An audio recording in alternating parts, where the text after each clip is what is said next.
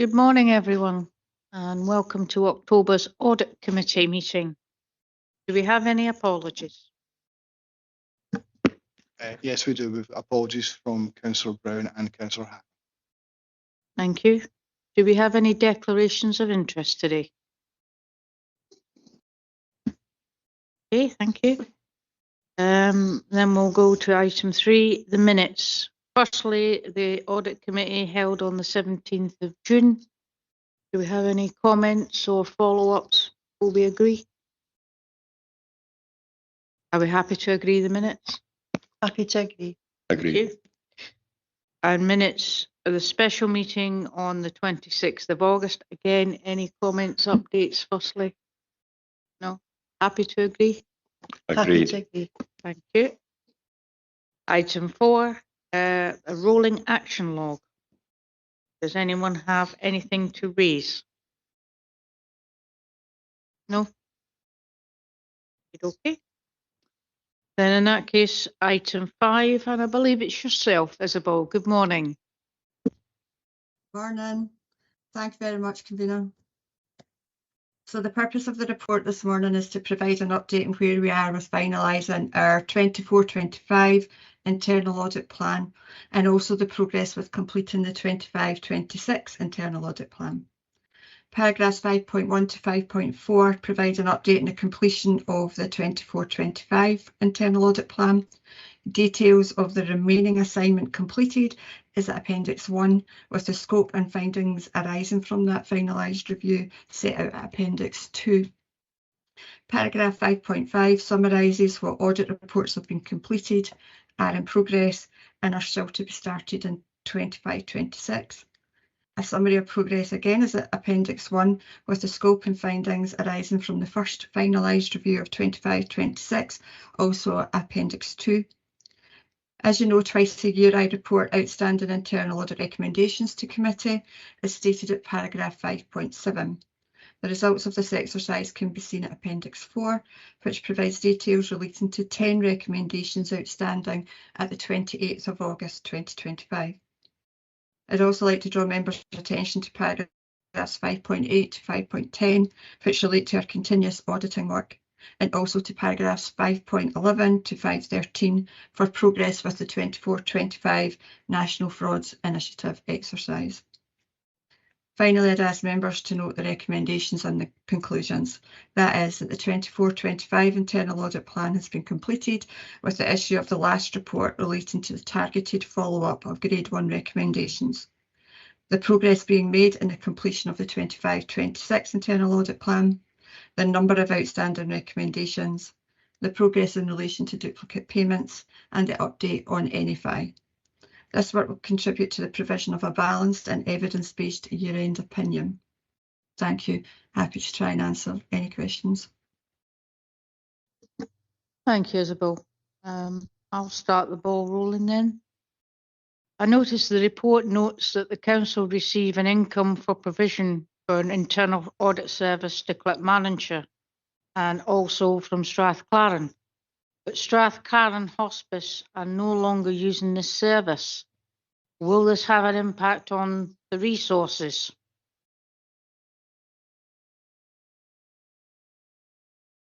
So yes, we're still working with Clackmannanshire Council. There's no really any further update on the Clackmannanshire Council side of things. We're still providing their work and working within the joint working agreement that we have, and they are currently trying to recruit a senior internal auditor. So hopefully by the next committee there'll be more of an update, because hopefully that person will have been there'll be somebody successful and we'll be looking to get them into post. With regards to Strathclaren Hospice, yes, you're right, they've decided to go in another direction with their internal audit service, and the provision that we had was very small with them, so there's not really a great change for resources. Bearing in mind this year we are actually leading the service within the partnership again at Falkirk, so that kind of balances out. I think the only thing I would say that has changed with the because we're no longer doing the Strathcarron work, it means that there's the potential for more rotation of auditor work. Because there's someone isn't responsible for that work, it means part of the profession is to try and rotate audit work as much as possible so that auditors are getting different experiences, and for obviously continuity of service and that kind of thing. So it's quite difficult to do that in a small team. So that's probably one of the benefits of not having to do Strathcarron this year, is that I've been able to rotate much more of the audit work around the auditors. Thanks. Thank you, Isabel. That's good to hear. Councillor Meikle-John. Thank you, Convener. Just a bit of a follow-on from that. It was noted in the April Audit Committee that there was growing concern for the capacity of the team, given the impact of the additional assignments relating to Madison Primary School, Bowness Recreation Centre, and then the provision of the audit services to Falkirk IJB Pension Fund and Strathcarron, which we no longer have that pressure. And I was just wondering if there was you felt there was going to be continuing pressures there, and how we deal with unplanned additional works, and if there was any capacity built into the audit, because I suspect that there may well be a recurring theme of things that will get referred in year to audit to look at in more detail, and that will then have an impact on the audit plan. Isabel. Yes, you're absolutely right. The plan is based on the best information available at the time, but yes, we have to be flexible, we have to be reactive to whatever comes in through the year. And I think in previous years what I've tried to do is I've tried to maintain the current internal audit plan and build in the extra work that's required, and that depending on what that is maybe not always the best way of dealing with it, because sometimes there are just maybe choices to be made around what needs to go off the plan, what can maybe be deferred if it's big pieces of work that comes in. You asked if there was a commitment within the plan. There is a commitment within the plan in the first area of the annual assignments. There's a section on validation. So there is a bit of a commitment in there to try and build anything in that happened to come our way, but you'll appreciate that may not be enough, and it depends really on what it is. So back to that initial point about flexibility, you also said about capacity, and that had been a growing concern for the team. It always is. The workload is always challenging, and that's not really going to change. It is more about how we deal with that and try to balance everything out, and without having a crystal ball, it's difficult. Obviously, progress comes here for every audit committee, so you will be kept informed if there are any of those types of changes, and that's as much as really we can do as things progress in the year. Thank you. Just on the back of that, Convener, Appendix 1 notes that there are several annually recurring assignments across the service and internal audit. Are these assignments on track to meet their deadlines? Isabel. Yes, so on the annually recurring assignments, one of them has already been completed. One has been completed. Scottish Housing Regulator is one of our annual pieces of work, and that's already at final report stage. The ones above that on page 26 around, which are number 5, 6 and 8, so continuous auditing, national fraud, and the work on recommendations outstanding. You have updates for all of those here today. They are the types of work that we repeat throughout the year. For example, continuous auditing is done every quarter. NFI, we always give an update on NFI. Work on recommendations, we report back to yourselves twice a year on. So you are kept abreast of where all these things are. The others are more behind the scenes type work, and they're classed here as in progress or ongoing, and it's just due to the nature of what that is, because we're trying to be more transparent around all of our work, you know, not just the direct audit work, the indirect time that we take on the behind the scenes stuff. So things there like the audit committee preparation, the building in of reports, the strategic planning. That number one there, global internal audit standards, is quite a biggie for us this year because it's a change to the profession standards, and there's quite a big commitment required in making those changes. So that's in addition to what the day job basically. So yes, everything there is of an ongoing nature, and you are kept abreast of where we are with each of those things.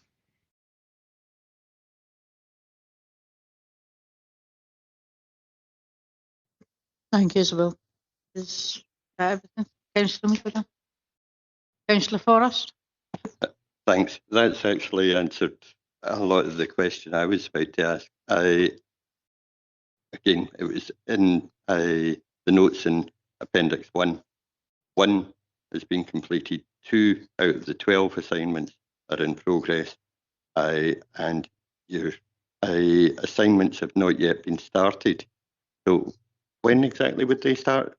When would they begin? And would they be completed by the end of the financial year? Is it normal that they're delayed like that? And in reflection of the preparation, would it make it quicker to complete it all once in progress? Sorry, I hope that makes sense. Most of it made sense. Maybe not towards the end, but you can come back to me obviously if it's not if I don't answer what you're looking for. So I think probably the first thing is the information you have in the report was written over a month ago now for committee deadlines. So things have moved on since then. The 2 reports, so 1 report, as we've already spoke about, has been completed. 2 reports in the report are in progress. They're now at draft report stage, so that is the Legionella Management Arrangements report and the disposal of IT equipment. They're both at draft report stage now and are being finalised with the auditees, so they will come now to committee.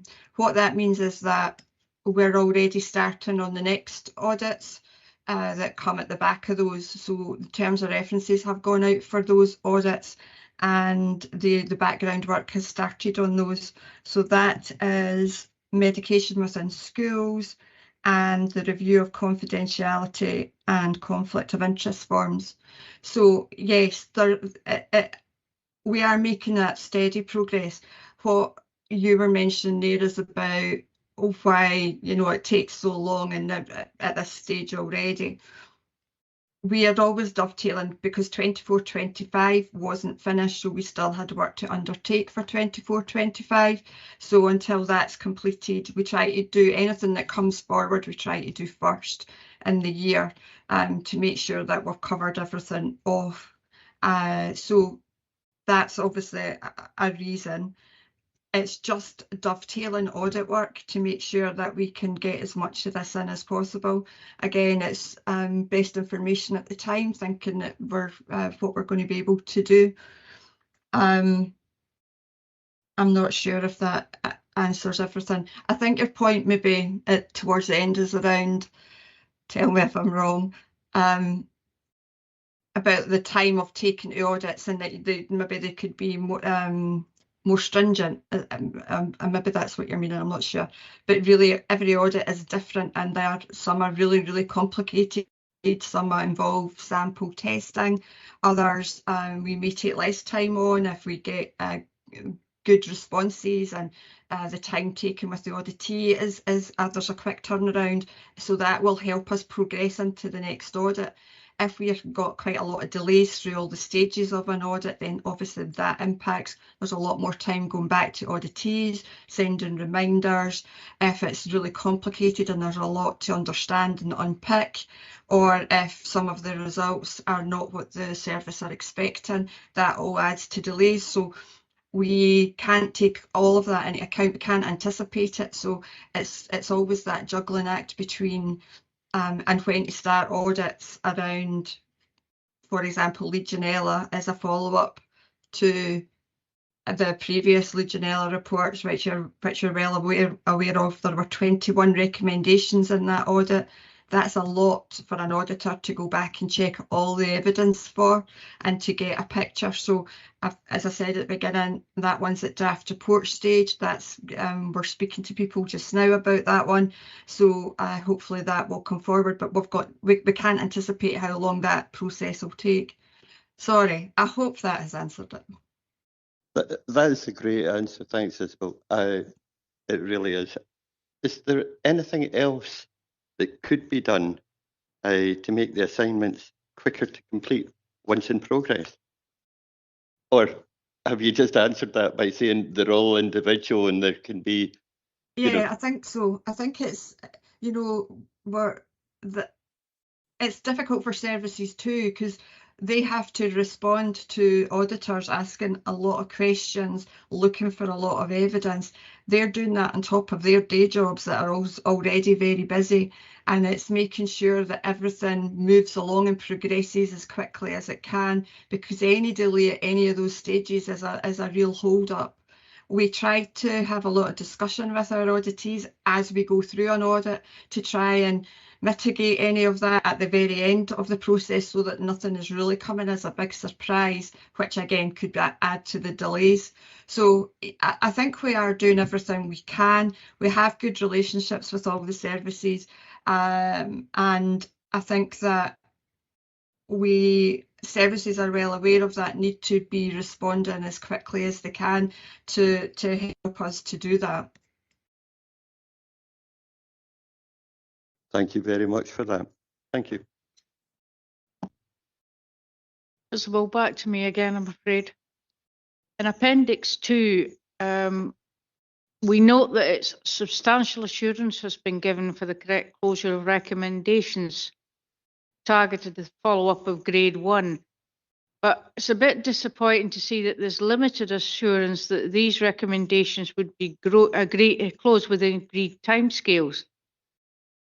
Previously, we've been advised that recommended training on Pentana would be given to members to familiarise them. To what extent has this improved the timely implementation and closing of recommendations?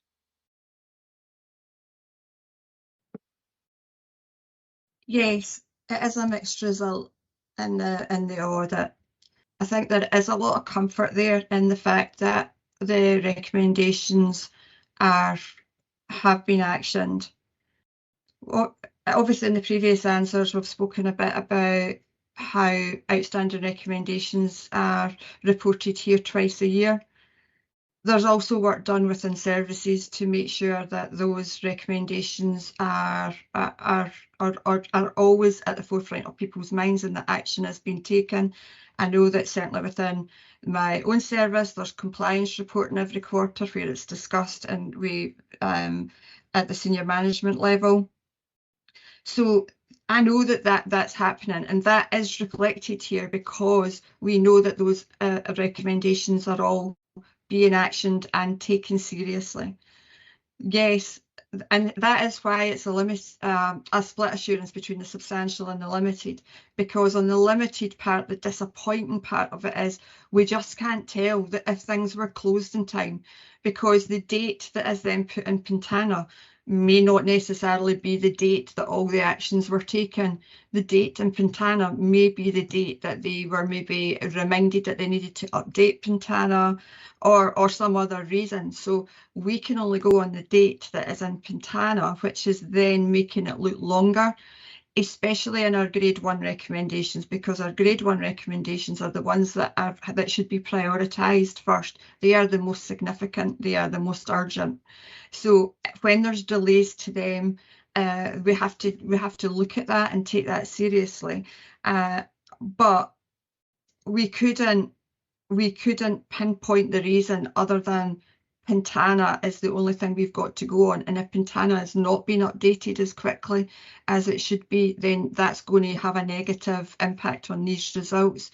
So there is only the one recommendation in the report, and it is around training on Pintana. And it's mainly just to make managers or responsible owners of the recommendations aware of that impact and why it's important that they are updating Pintana as quickly as they can and as accurately as they can. Thank you, Isabel. Amanda? Thanks. I suppose just to add to what Isabel's saying, so we have had the Pintana system for some time, but we don't have a significant amount of resource that's available to be able to update and to amend that system.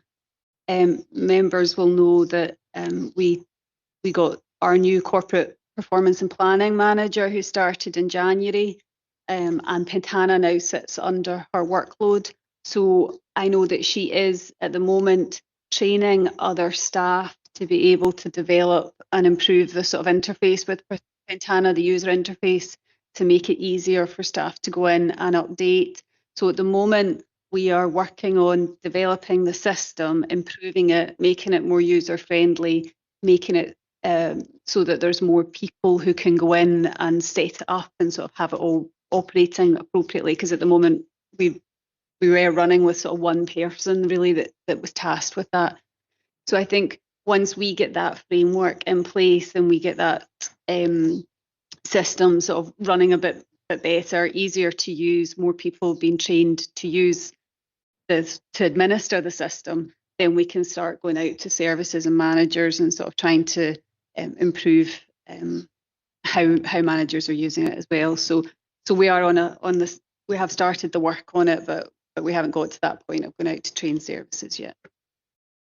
Thank you, Amanda. Councillor Meikle-John. Thanks, convener. And I think Amanda's response has been helpful. But I think it was just to maybe have comment from management around their response and relating to making sure that things are completed by the due date. Because if we are reporting in public, then to have a continual reporting of where we're not actually meeting our due dates is not good. And I hope that through the changes that Amanda's outlined through Pintana and having more people able to do that, we were able to get the information in, because it appears that the work's being done. It's just the recording of that. And we've had a couple of instances where that's letting us down in our performance. So I just wondered if there was any further comment that management want to make on that. Amanda. I'll maybe start. I don't know if any others may want to come in. So I think as Isabel outlined, the issue that we have with Pintana is that when you go in to close an action off, it closes it at that date. So you can't go in and put the date that the action was closed. And so that's an issue that we have with the system, and it sort of relies on managers sort of going in and updating Pintana right away, and that can slip. And I guess that'll be part of that training exercise. I think that issue in particular with Pintana doesn't reflect necessarily that recommendations aren't being taken forward and aren't being worked on. I do think staff are under a lot of pressure in the council, and I do think that there's things that we'll come on to in the Madison report, where within finance we had set a date that when we got to that date we thought, well, actually we can't prioritise the work at this point because we had statutory work for the accounts and things like that. So we took that decision to say we'll defer that as long as it's within a reasonable period of time. And I think we're always going to have those kind of there's always a risk that those kind of eventualities will come up where other priorities come in and we have to make a decision and try to have a bit of flexibility. So there's maybe something about when we're agreeing our action plans and when we're setting the dates, there's maybe something about having a little bit more of a sort of step back in consideration of what's a realistic, rather than necessarily sort of desiring to get it done as quickly as possible, but actually what's realistic within those timeframes. But I think, I think we're always making those choices. We're always sort of having to make those choices about what we prioritise and how we prioritise it. I can see though that Karen wants to come in. Thanks, Amanda. Isabel? Sorry, Karen. Thank you, Convener. Convener, Amanda has possibly covered some of what I would say, but I would want to give committee the reassurance that we do monitor progress on the actions, and I certainly get regular reports of any that are delayed. I follow those up. We make sure that we are on track. There are sometimes reasons for the delays which go beyond our control at times. So, for example, in the appendices, you'll see one of ours is due to a delay in a recruitment process. Sometimes the recruitment doesn't always work out in the timescales that you want to, so that's delayed it. I think, however, there are occasions, and this links to what Amanda has said, there are occasions where we are quite ambitious with the timescales we are setting. Those timescales are set and agreed with internal audit when the plans are being finalised. And sometimes we are overly ambitious about the need to actually get things done. So we need to be realistic, I think, and a bit more realistic about all the other pressures and things that are sitting around the particular team that need to take the actions, and in terms of how quickly we can do things. But that's not to say where there is, for example, a grade 1 action required, that we can take the foot off the pedal in terms of getting that done, because if it's grade 1, these are definitely things that we need to act on very quickly. So those are the types of things where if there are resource implications, we need to look at how we resource that to get it done quickly. And that's where the monitoring and the sort of consideration of resources comes into play if we're getting close to the timescales and unable to respond within those. But just to give committee the assurance that we do that work behind the scenes. Thank you, Karen. That answer? Yeah, I think that's helpful. And I think it's been a helpful discussion, again, from the perspective of management.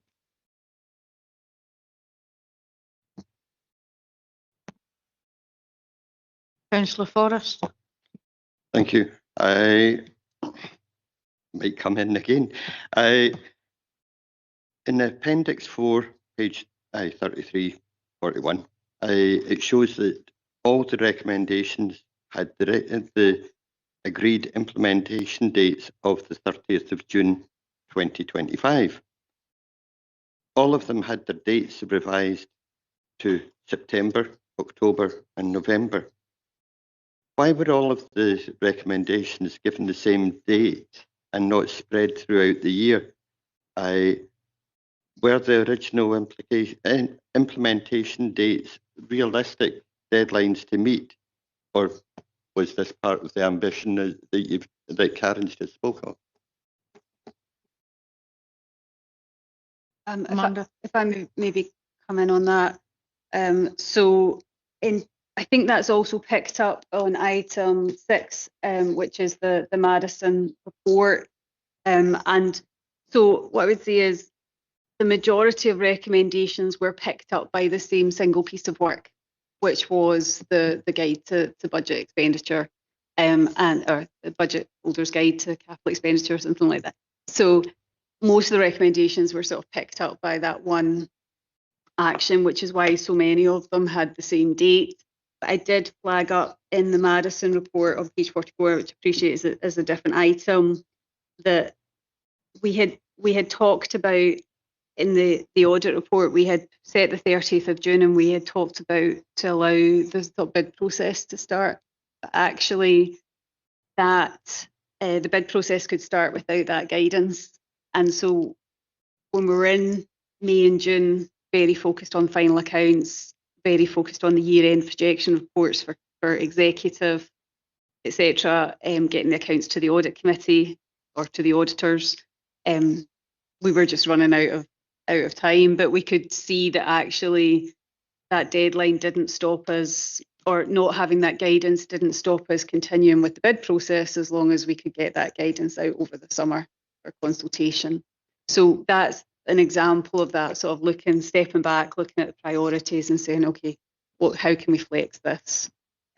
So that was the sort of rationale behind that, and I've think being quite open in the Marison report, saying in retrospect the timescale was incorrect, because that sort of May, June is just an exceptionally busy time for finance. So to have a big piece of work that you really want to spend time doing properly and make sure it's covering all the bases, got all the improvements in, and you're liaising with all the services to pull it together, in retrospect, trying to do that sort of at that period wasn't the right time frame. So it was just as simple as that, really. Retrospectively, it's a great thing, isn't it? But I can understand why you've used that date. That's wishful. It is wishful, but in reality, it might not always work. Second question was page 22. Action has been taken on historical duplicates, and the current duplicate payment balance is only for those from April to June. Can the internal audit manager provide an update on whether recovery action has been initiated yet?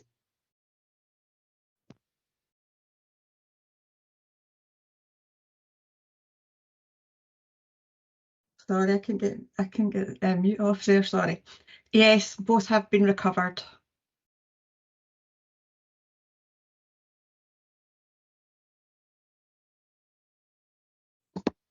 Finally, can you tell us a little bit more about the National Fraud Initiative and how it works, the exercise, how it works?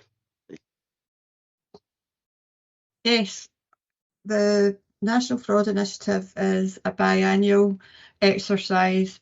It is administered by Audit Scotland and it's on behalf of the Cabinet Office. The matches of everyone involved, they generally include payroll, pensions, housing tenants, council tax is another biggie, creditors, licensing as well. And we get the matches, I think we got them somewhere around December, and then it's a matter of just working through all of the matches to see what comes up. There can be shared matches with the other local authorities, so there will be comments pinging back and forward between them to find out what kind of information each local authority has regarding that match. Some require further investigation, so I think that's the examples in the report where there's a potential fraud element and they require further investigation. The National Fraud Initiative is, there's a lot of work being undertaken at the moment around trying to make sure that all of the high risk type, they scale them, the matches, the results from the matches, and they would, obviously there is quite a commitment to doing it, and they are looking for all high risk matches to be completed and investigated. So it can be quite onerous for services depending on the scale of the matches, but it's a piece of work that they can just tick away with throughout the year. And we try and coordinate that. So there are certain elements that are all within the services, but we try to coordinate and get updates on where they are with it. There's also work with the National Fraud Initiative to try and keep that in the forefront of people's minds. There can be lots of good results out of the matches, and you can see in the report where there's been potential, they don't call them, they call them notional type outcomes, rather than, they'll use the term savings, but they're not true savings, they're notional, and they call them outcomes. And I think in the report I did put a footnote as to what that meant, but some of the figures can be quite significant in terms of what the matches can identify. Hopefully that gives you a wee bit of a flavour for what NFI is. It does indeed. Thank you very much. Thank you. Thank you, Isabel. That's a very comprehensive report. Thank you. Are we all happy to agree that report? Happy to agree. Happy to agree. Thank you. And if we go on to item 6, and I believe it's Amanda. Thank you, Convener. So the report in front of you today updates the committee on the progress in implementing the recommendations from the Madison Audit Report, and that is also reflected in the summary information that was in the Internal Audit Progress Report. So of the 15 original recommendations, at the time of writing, 9 had been implemented, with 6 partially implemented, and as noted in paragraph 5.2, the partially implemented recommendations related to the Budget Holders Guide to Strategic Capital Investment. So that guidance was circulated in draft form for consultation in August to members of the Strategic Asset Modernisation Board. Internal Audit were also sent a copy of the draft guidance, and comments were requested for mid-September, and where appropriate, those comments were incorporated into the document with the final version issued to the SAMB. SAMB met yesterday afternoon and approved the guidance. So the guidance was approved on the 29th of September 25 and was adopted at that point. So that effectively closes off the remaining 6 recommendations that had been partially updated. So at this point, I'd just like to thank all the officers for their work in implementing the recommendations to date, and happy to take any questions. Thank you. Thank you, Amanda. Councillor Meikle-John. Thank you, Amanda. And it's good to know that we'd be able to do that reflective piece and the lessons learned. But the fact it was noted there was a number of internal controls that weren't operating effectively at the Madison School project, which led to that overspend, and then not reported appropriately. I'm looking for some assurance in relation to the revised guidance recommendations that these internal controls will effectively operate in the future. And I think you've from what you've said is that the outstanding recommendations will now be signed off as a result of the guidance, because that was just a question that when were they going to be able to be completed. But in your professional opinion, do you feel that the guidance will effectively address some of the issues that were highlighted and make sure that they are effective controls for the future? Thank you. I think there's two main strands of, or 2 main areas where I think assurance is provided, maybe 3. The first, I think the guidance was really about being very clear on everyone's roles and responsibilities in respect of capital investment. And I think that clarity and setting out those clear expectations was really helpful. I think the second part is around the sort of changes that we've made in terms of the corporate landlords. So we have asset lead officers. So we have another sort of layer and level of accountability where those lead officers will be expecting and getting regular updates, and expecting the sort of key officers to be providing that robust data. And then I suppose the third layer is the Strategic Asset Modernisation Board itself, which is chaired by Malcolm, who's on the call. And I think what I would say is that the work of that board has really been developing significantly over the last couple of years, and we've seen that in terms of the performance against the capital programme. I think that's a long meeting with a lot of people on the call, but the scrutiny within that meeting has really improved from where we were before. The discussions around individual projects, the reassurance, each asset category has its own dashboard that we review. That dashboard includes risks with specific projects. So there's a lot more scrutiny and a lot more detail, which is covered in those meetings. So I think those sort of 3 layers of sort of accountability, scrutiny and review, I think give me assurance that we wouldn't be into the same position. But I don't know if maybe if Paul or Malcolm may want to add. Thank you, Amanda. Paul, Malcolm, do you wish bring anything else in? Thank you, Chair.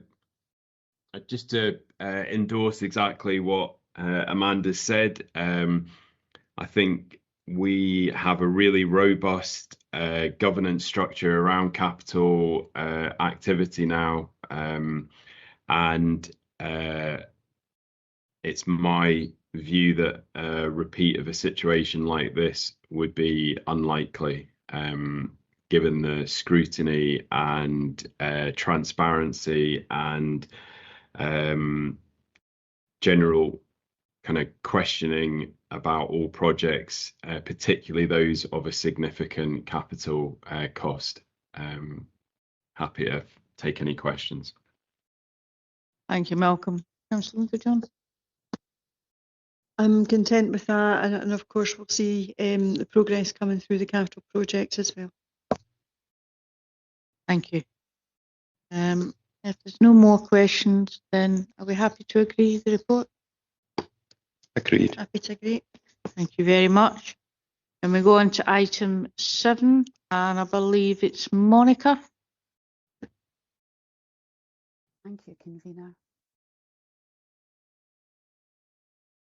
To reflect in terms of the highlights in the report that's been provided, I'd certainly ask committee to note the recommendations of the internal audit of kinship care have now been fully completed, and also there are continuing improvements to develop kinship care within the closer to home strategy for the service.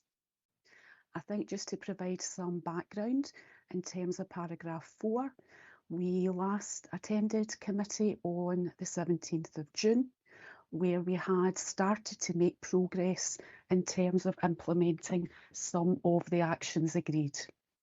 We had implementation dates of June, July, and lastly August. And I can advise that all of these have now been completed. Considerations that had raised in the report is to note that kinship care is now statistically the highest care arrangement for children and young people who cannot live with their birth parents in Falkirk. And this is a national trend. And as a result, then we had to look at our resources within the service and move some services and staffing towards kinship care.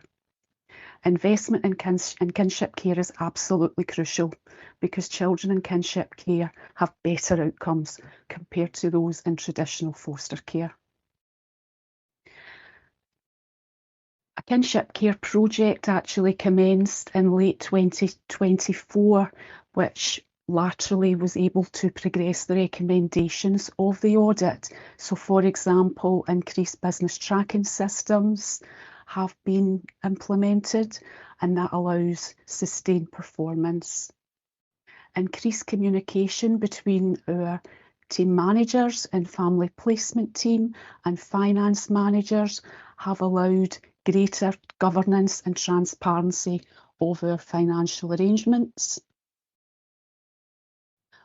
We have increased our assistant team manager capacity, and that has allowed the development of our kinship care processes.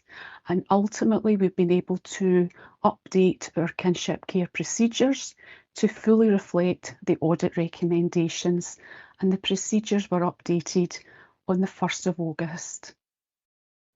And subsequently, we have updated the council website to make sure that there is sufficient public-facing information in terms of what the kinship team can provide.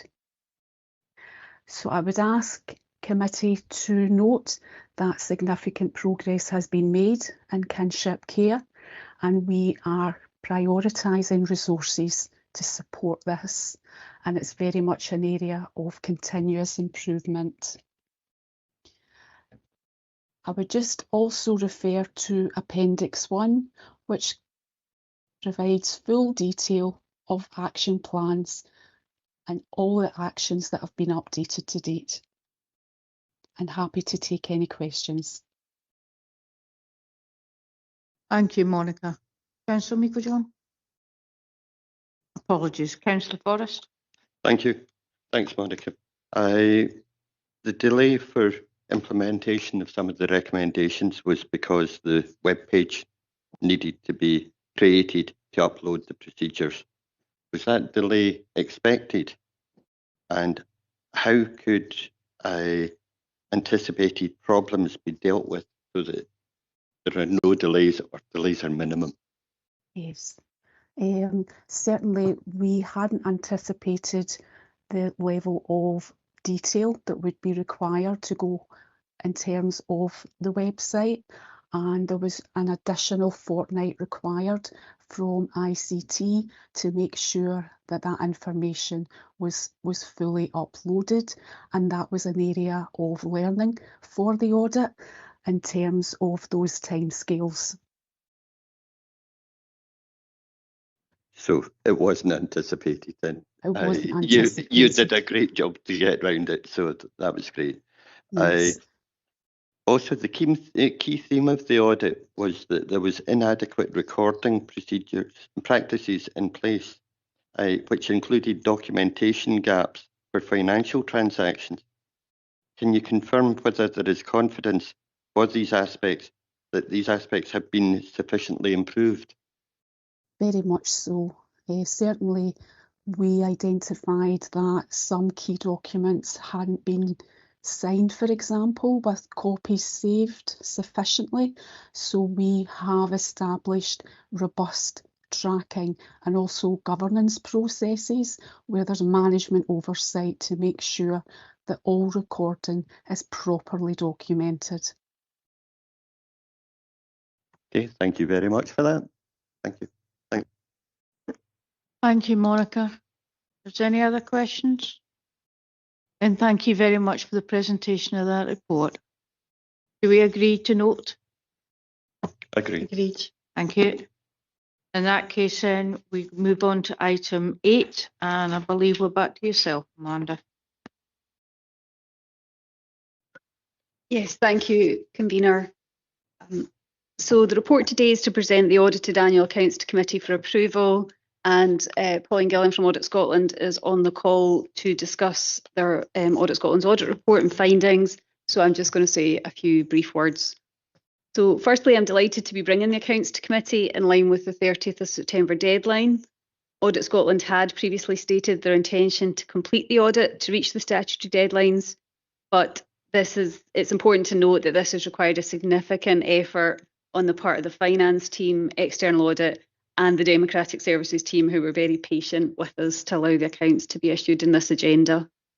So Audit Scotland are obviously restricted in the timeframe that they have available to carry out the audit, and getting the accounts and everything finalised and the report finalised and prepared in time to be on the agenda was challenging.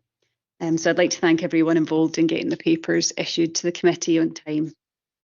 The cover report flags a number of the key findings of Audit Scotland, but I won't go through these. I'll leave it to Audit Scotland to present their paper. But I would note that the report from Audit Scotland is very comprehensive. It covers a number of areas beyond the financial statements. And overall, I think it's a very positive report from Audit Scotland. The updates provided at Appendix 1, I think, demonstrate that the Council is taking the recommendations from Audit Scotland seriously and working hard to implement the improvements that are recommended.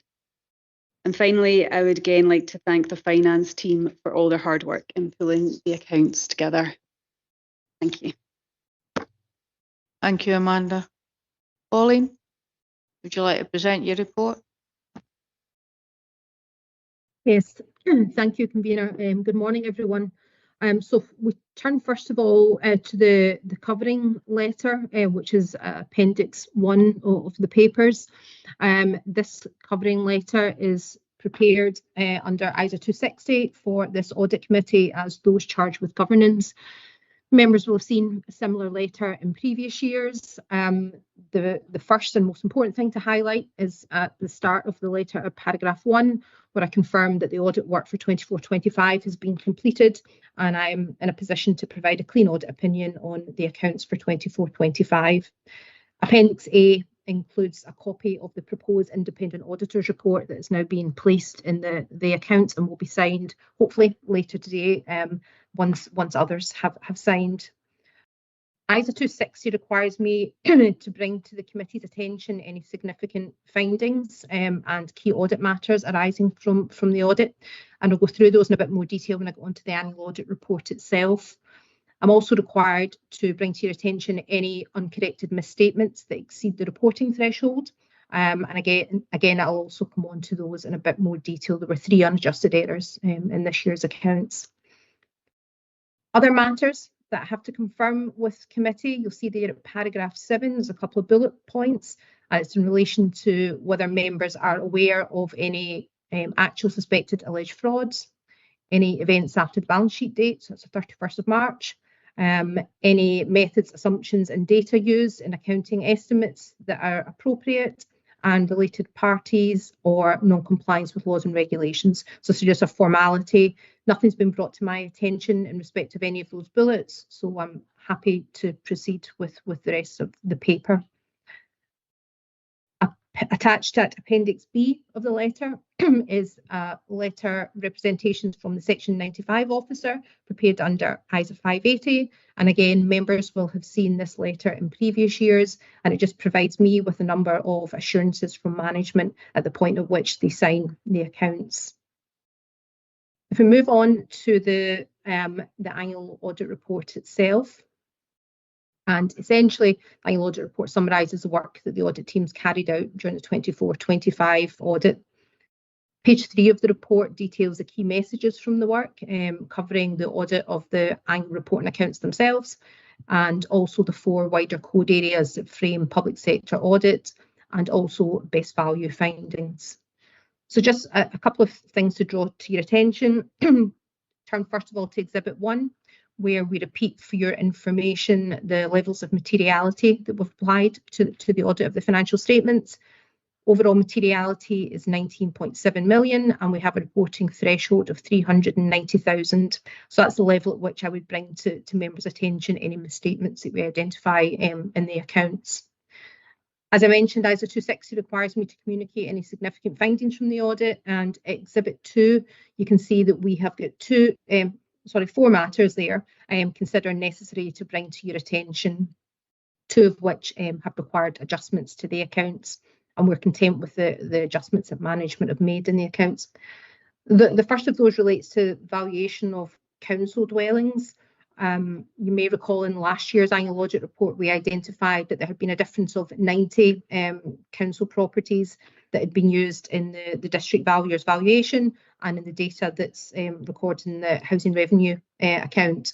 And there was a recommendation in for last year for management to ensure that checks were done to make sure that the correct number of council houses are used in the valuation. You can see there that the error was brought forward from last year into this year, and gone from 90 properties of a difference to 101 properties that are different this year. So we've brought that recommendation forward for another year for management just to consider the checks that they carry out in those numbers. You'll see there that the council has provided a rough estimate of what the impact of that error would be, and it's approximately £3 million of an overstatement in the value of council dwellings. Just to confirm that this would be an adjustment to a reserve, so it doesn't represent cash to the council. As it's below materiality, management have taken the decision not to make the adjustment in the accounts, and we're content with that. And you'll see there we've got a recommendation in the action plan that relates to it.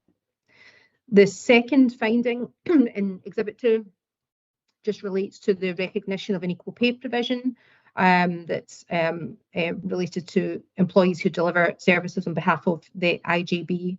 And this is about a technical accounting treatment, and we agreed with management that it should sit as a provision in the accounts rather than in the general fund where it was in the unaudited accounts. So this change has been made to the accounts, but as I say, it's not a material change. We've also identified an error in relation to the impairment of housing benefit overpayment debtors, where the impairment had exceeded the balance itself. So we estimate the impact of the error would be between £800,000 and £1.6 million, depending on likelihood of recovery of those debts.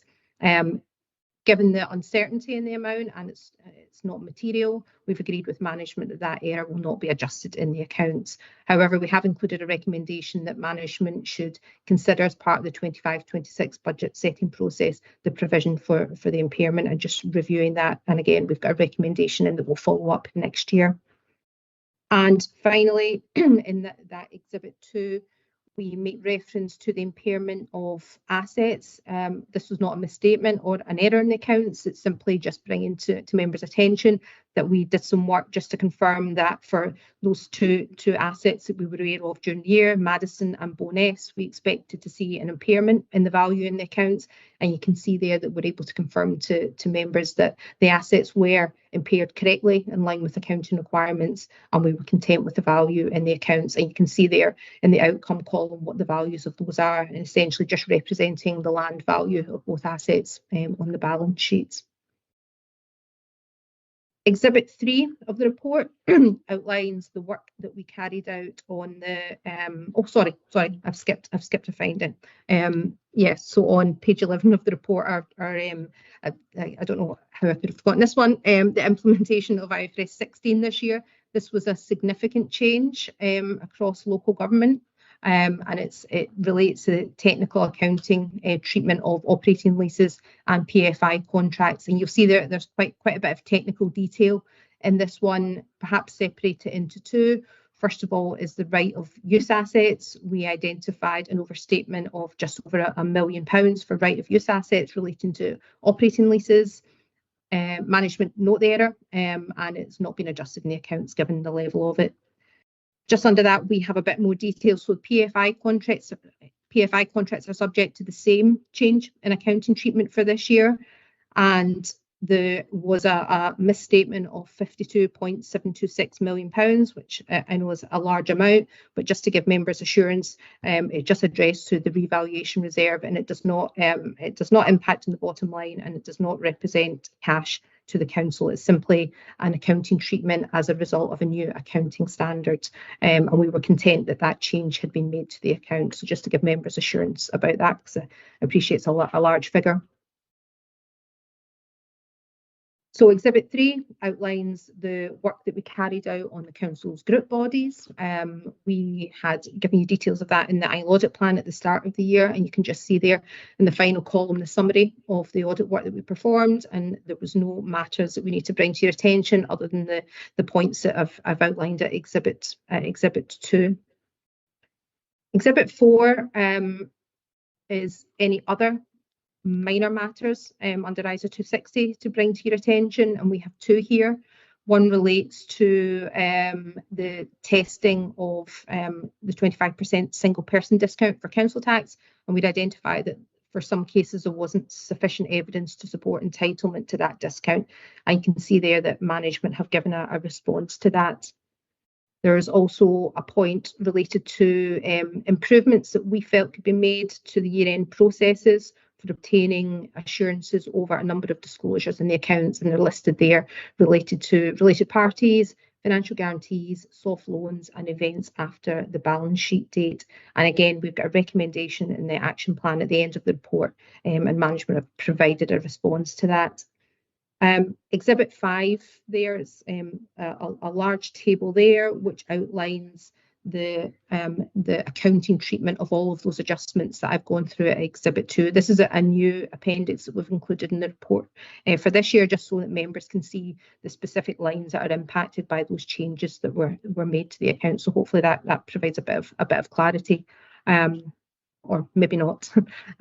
Exhibit 6 of the report, we discuss the significant risks and material misstatement that were included in the annual audit plan at the start of the year. Members will recall that, and we had one significant risk that we include in all of our audits, and it relates to fraud caused by management overriding controls. You'll see there in the middle column the range of audit procedures that the team carry out during the year, and in the final column there, the conclusion on that work. And you'll see at the bottom we conclude there's no evidence of fraud caused by management override of controls. The remainder of the report covers the 4 wider dimension areas and best value. You'll see that we make positive comments on financial management and budgeting in the year, and we recognise the progress that's been made in relation to achievement of planned savings. However, we do highlight the level of budget gap as a percentage of the revenue budget has been the second highest in Scotland. We note that the financial strategy for the period to 29/30 outlines an anticipated budget gap of £56.4 million, with 29.3 of those falling into 25/26 at the most recent figures we have. The strategy sets out measures to bridge the gap, but recognising a further £21 million of savings have yet to be identified. Paragraph 45, we include a recommendation relating to assurances over external providers of some of the Council's financial systems. We're required to bring to your attention any weaknesses that relate to financial systems, and we identified a couple of ways that management could strengthen the assurances they get from those providers over specifically disaster recovery and data backups, and management have included a response in the action plan. The section on best value encompasses the conclusions on the work we've carried out to assess Council's arrangements for demonstrating best value. We also provide a summary of the thematic work that we carried out earlier in the year on service transformation. Members received the full report on that at committee back in June, and you'll see there that we've included the recommendations and the progress against those recommendations thus far. Finally, the action plan at Appendix 1. You'll note that the action plan is longer in previous years, and that's in relation to the way that we do the thematic work, which means that we kind of accumulate recommendations from the last couple. But you can see there that we've noted good progress across a range of the recommendations in previous years, and we'll continue to follow that up over future audits and bring our findings back to this committee. We have got 3 recommendations from this year, and I've already gone through those in detail. As part of the body of the report, you'll see management's agreed action and timing for achieving those actions. That was all I'd want to say on the council report, but just to extend my thanks and echo what Amanda has said earlier about the achievement of end of September sign off for this audit. It's a great achievement and a lot of work put in by teams on both sides. So I just want to extend my thanks on behalf of the Audit Scotland team. I'm happy to take any questions or comments on the report. Thank you.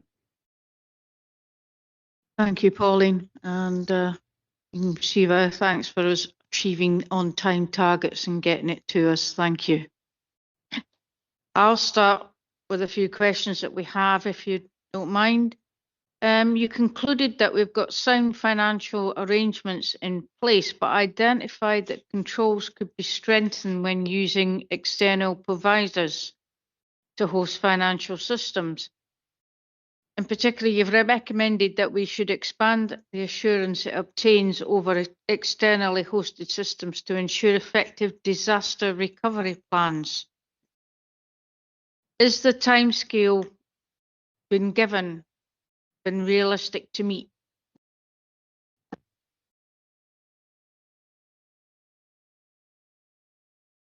So I think perhaps management might want to respond to that. But you'll see that they've accepted the recommendation and have noted that the cybersecurity action plan for 25/26 has already included some of the annual auditing of that work, and they've got an agreed date of 31st of March. So from our perspective, that feels like a reasonable target. They've also received a disaster recovery plan from Liquid Logic at the start of this month. So I think from our perspective, it feels like that is a realistic target, but perhaps management might want to say more. Thank you, Pauline. Amanda? No, I don't think I necessarily have much more to add to that. So the recommendation had noted that some things had moved. So we had tested the Liquid Logic plan on the 1st of September. I think the The DTIB board picks up cybersecurity action plan and monitors that quite closely throughout the year. And we also have a bit more resource coming into ICT to help support some of that work. But I can see that Karen has her light on as well. Thank you, Amanda. Karen? Thank you, Convener. So, Convener, this impacts on quite a number of our systems across the council. And as Amanda has said, our DTIB, which is our Digital Technology and Innovation Board, which is chaired by myself, we monitor this at every meeting. We get updates at every meeting to make sure that we are on top of that particular piece of work. Our last update did suggest that we should be able to meet that target, but we will keep a close eye on that. Thank you. Thank you, Karen. Councillor Meikle-John? Thank you, Convener. The external auditors have noted that Falkirk Council's got the second highest budget gap as a percentage of its revenue budget, but the council has arrangements in place to address this. Therefore, going to ask our management if they are content that these arrangements will indeed help bridge the gap, and that we have the potential there to reach a much more financially sustainable position going forward.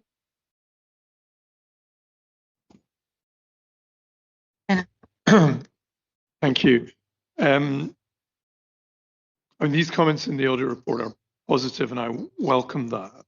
But I don't underestimate the scale of the challenge either, and we'll all see that at the council meeting on Thursday when we have the financial strategy brought forward. I think we have made very good progress. If you look at our forward projection of savings, then our position in 26-27 is much stronger than it is in subsequent years. So there is a need to identify significant additional savings, as I've said before, for subsequent years. And I think that it does also tie into the third recommendation that came forward in terms of the best value thematic audit of transformation, which is about partnership working. That actually, given the range of savings we've taken in the council, is well over 100 million over the last dozen or more years, we do need to look more broadly at where we can work with others to develop savings with other councils, with other public sector partners. As members know, we are doing some work with Clackmannanshire as a starting point, I think, for a wider look at how we work collaboratively to drive savings. So good progress made. Yes, a lot more to do, undoubtedly. Difficult decisions ahead for elected members. But what I think there's no doubt of, I think this is reflected in the external auditor's report, is we have got ourselves into a much stronger position than we were a number of years ago. And an awful lot of that is down to the work done by colleagues in terms of the financial strategy and in terms of driving forward the transformation work, which we've seen across the council and which needs to continue. Thank you for that, Kenneth. Just moving on, there's a bit of a theme to all of this around timescales. Audit Scotland consider the council to have generally effective vision, leadership and governance in place. However, it's noted in the recommendations to expand the register of interest to include officers' disclosed interest, and that's not yet been completed, despite the recommendation for it to be completed by the 30th of August 25. The new target date for completion is now the 31st of December, which is quite a significant 6-month extension. And I was just wondering if we've got any assurance that that will be completed by that date, and that will be able to be actioned. Amanda? Thank you, Convener. So I'm afraid that, well, so that the responsible officer for that particular action's the Chief Governance Officer, and I'm afraid I didn't request an update from him in advance of the meeting, so I'm not quite sure where that work is currently sitting. I can certainly ask the question and feedback to members, and obviously one of the previous recommendations that external audit requested was that we now come to Audit Committee and we track all the external recommendations as well. So all of these recommendations will be getting tracked through Pentana, and we'll be getting asked to provide updates soon, and we will report that back to Audit Committee. So I don't have an answer, I'm afraid, today, but I can try and find out, and we will be coming back to Audit Committee with an update on progress. Thanks for that, Amanda. Thanks, Amanda. Back to me again. Audit Scotland consider that Council's arrangements to ensure the efficient use of its resources to improve outcomes are effective and appropriate. Even though the Council has faced some stringent performance challenges, it's continued to take measures to scrutinise. Is there anything the Council could improve with its scrutiny capabilities?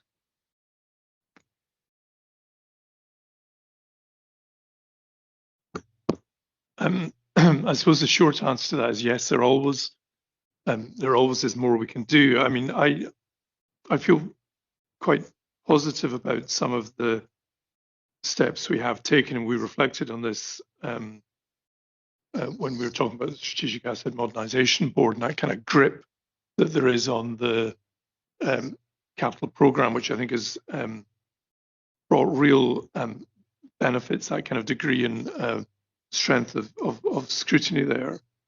I'm very conscious of the recommendations in the thematic review of transformation round about the Council of the Future, programme and reporting and transparency around about that. And you'll see the responses to that. You saw them previously, I think, in June, on pages, I think it's 141, 142 of the agenda. And in fact, that's reflected in the financial strategy again, where we do give an update on the position of transformation. We have our Council end of year performance report going to scrutiny in October. Amanda mentioned our appointment of a new performance and planning manager, who I think is doing a really good job of just reviewing the robustness and the quality of these performance reports, and is ambitious to make sure that that becomes stronger. But in terms of performance and scrutiny, there's always progress to be made, and that is both about the quality of the reports that as officers we're bringing in front of this and other committees, and also then the strength of the scrutiny and the elected members and others bring to that when we have these reports. So I think the progress is good. Is there more to be done? Yeah, absolutely there is. Thank you, Kenneth. Second part of my two questions.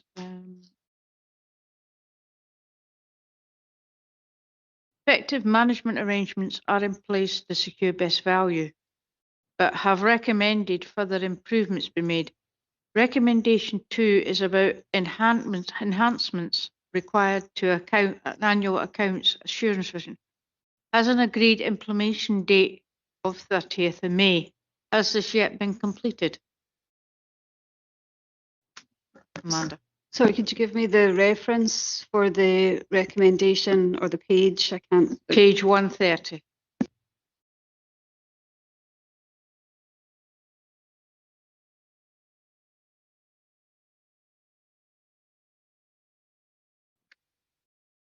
Apologies, I think. So this year we did go out to directors and we did ask some specific questions about related party transactions, financial guarantees, soft loans, etc. I think the audit testing was that more is actually required and that we need to enhance the process. So whilst we did make recommendations, I think the agreed date and that is actually a typo, and that should be 2026 because it's for the 25-26 accounts. But just to provide reassurance that we did ask those questions, but I think our process could have been slicker. So that will be part of the 25-26 recommendation accounts process. So apologies for that typo. Thank you, Amanda. Councillor Forrest. Thank you. Recommendation 4 is about the valuation of council dwellings. They had been agreed to be implemented, or the implementation date was the 30th of June, and this has now been revised back to 31st of December. Again, it's not an insignificant extension. Why was this, and is the new date realistic? Thank you. So what we do is we do every 5 years or so, we do a large revaluation of the council houses. It's such a big part of our balance sheet. But then what we do is every year we do a refresh. So we instruct the valuer just to do a sort of refresh based on movements within our stock. So the 30th of June 25 related to a prior year recommendation. So that recommendation was made last year, where it was noted that there was a difference between our year-end stock figures and the figures that the district valuer had done their work based on. And so there was a recommendation to try and resolve that issue for the 24-25 accounts. Some steps were put in place, but then when we got to the 24-25 accounts and audit process, realised that those steps hadn't addressed the issue. So that's why we're having to look at it again for the 25-26 position. And you'll see that we had it's a sort of joint issue between finance and between the housing services who need to work together to try and resolve this. And part of it is about the classification of certain types of dwellings.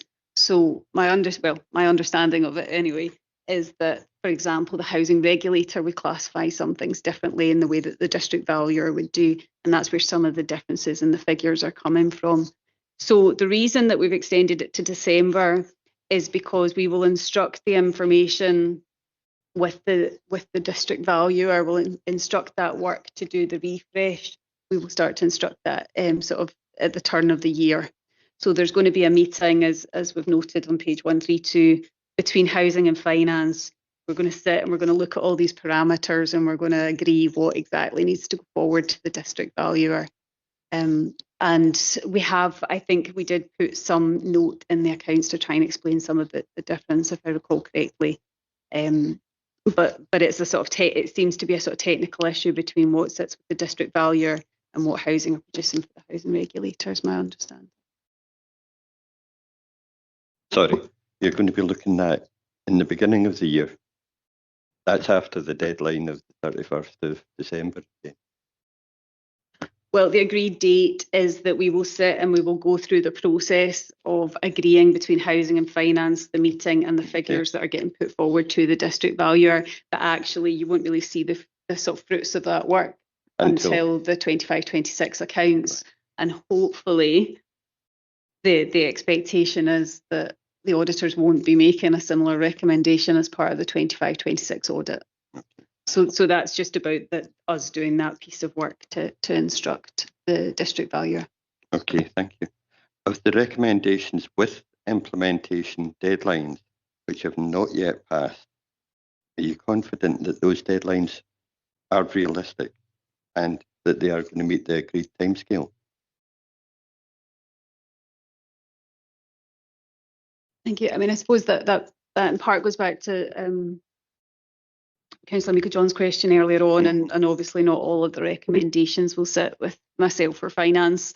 We did go through the process. So, I was talking earlier about the challenge and time frame to turn all the work around, because when we get the draft report, we have to send it out. We have to send it out to all the officers. We have to get their management responses and their dates and things like that. So I'm confident that the officers that have reviewed this and put their dates in have done it with the best of intentions of meeting these dates. I have faith in that. But I do think, you'll notice, for example, the recommendation on page 138, which relates to expenditure for the Temperance Trust. That's a really challenging piece of work that will take a lot of legal resource. And I guess that's one of those examples that we talked about earlier, where it's quite difficult to prioritise that work at times. So I think the intention is certainly there to try and resolve it, but I think in terms of, you know, how we're prioritising work, that's quite a very resource intensive piece of work. So and also I think going back to what the Chief Executive was saying earlier on, the best value thematic recommendations, for example, on Council of the Future. So you'll see, for example, at the bottom of page 141, and the first recommendation, which the Chief Executive referred to, was about improving how Council of the Future projects are reported, and we had said that we would do that as part of the financial strategy.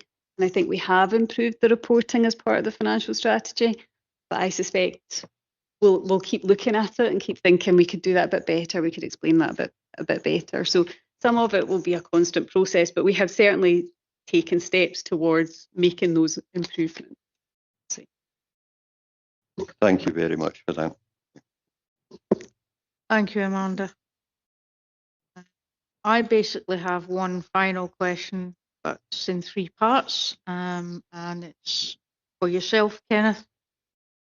As the Chief Finance Officer, are you satisfied, firstly, that the management commentary accurately reflects the Council's financial and service performance 24-25?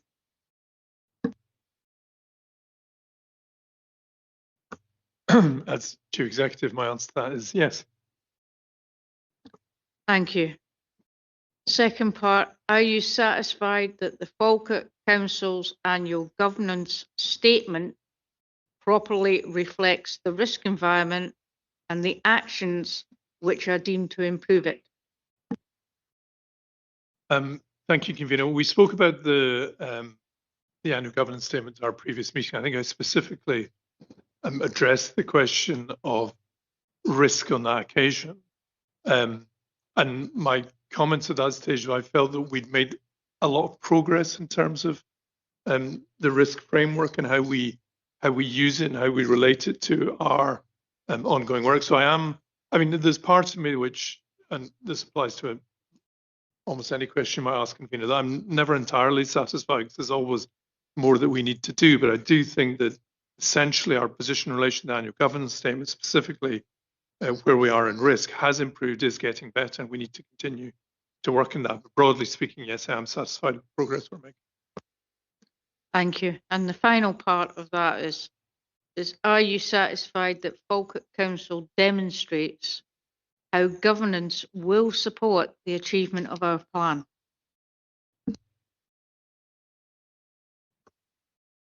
Convener, I feel tempted to say I refer to my earlier answer, but yes, with the proviso as previously, there's always more to be done. We need to keep on top of these things. We need to identify ways we can continue to improve and move forward. But again, broadly speaking, yes, I am satisfied. Thank you.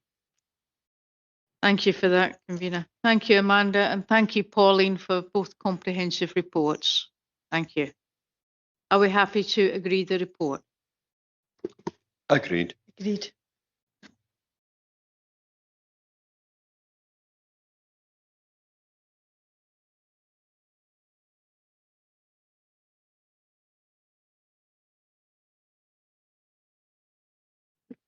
Thank you, Convener. I won't say too much. So we have the accounts for the Temperance Trust, and again, Audit Scotland will be wanting to present their auditor's annual report.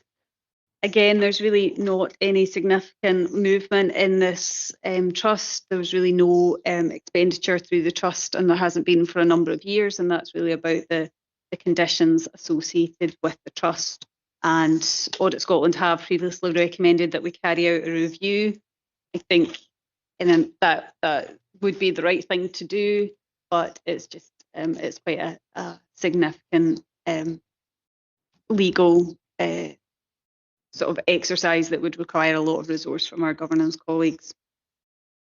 We have noted in section 6 of the report, which relates to the trustees of the Temperance Trust. So at the moment, the Temperance Trust is considered a Section 106 body, and that's because all the trustees are members of the local authority. And that means that we need to use the same auditor effectively as the auditor that we use for the council. We are looking at appointing an external trustee. If we take that forward, then that would mean that we were no longer a Section 106 body, and as a result, we could probably procure a new auditor at a reduced cost. And certainly, given the lack of sort of transactions that go through the Temperance Trust, it feels that that would be an appropriate way forward. But I will pass to Pauline, if that's all right. Thank you, Amanda. Pauline? Thank you, convener. Yes, so I'll just go through the set of papers for the Temperance Trust very quickly. I'm not the appointed auditor for the Temperance Trust. It's Gillian, who's the senior manager for the council audit. This audit's delegated to her, but in her absence, I'll just go through the papers. They're identical to the papers for the council. You'll see there that we have the covering letter that's addressed to the audit committee as those charged with governance. We also have attached the independent auditor's report that Gillian will hopefully sign later today. And we also have the draft letter of management representation prepared under ISA 580 that will be signed by the Chief Finance Officer at the same time as signing the accounts. As Amanda has mentioned, that we've raised in previous years the issue around the lack of payments being made from the fund, and we accept that that's due to the very, very specific criteria and requirements before any money can be expended from the charitable trust. So we understand and appreciate the council's difficulty, and you'll see there that we have a recommendation in there, and it's in the council's action plan and has been for a number of years about reviewing the terms of the trust, albeit we recognise the significant time and legal input that would be required for that. So it's about being proportionate and pragmatic. Amanda mentioned that a way to get to remove the trust from the Section 106, which requires a full ISA compliant audit, is for there to be an external independent trustee appointed, and I see that management are considering the options in that regard. So nothing more or new to bring to you. You'll see again, similar to the council, we have to do things under the ISAs because it's covered by our audit approach. Exhibit 3 has that significant risk of material misstatement that the council also has due to management's ability to override controls, and you'll see that we've done the same amount of work, albeit on much smaller figures, the same amount of assurances we have to get for the trust as we do for the council, and you'll see there in the conclusion column that we found no evidence of management override of controls. So the auditor is content with the accounts and is happy to sign them, albeit with that outstanding matter that we've raised for previous years about taking the steps to make money in the trust being more accessible and in line with the original expectations of the trust being set up. So happy to take any questions on that short report. Thank you. Thank you, Pauline.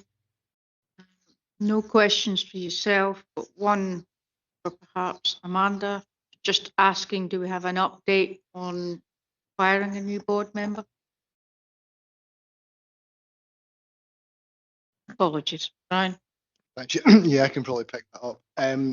Yeah, we have identified somebody who's willing to come on to the trust board. So it's just a case now of crossing the T and dotting the I's in terms of the mechanism for the appointment. But we expect to be able to do that quite soon.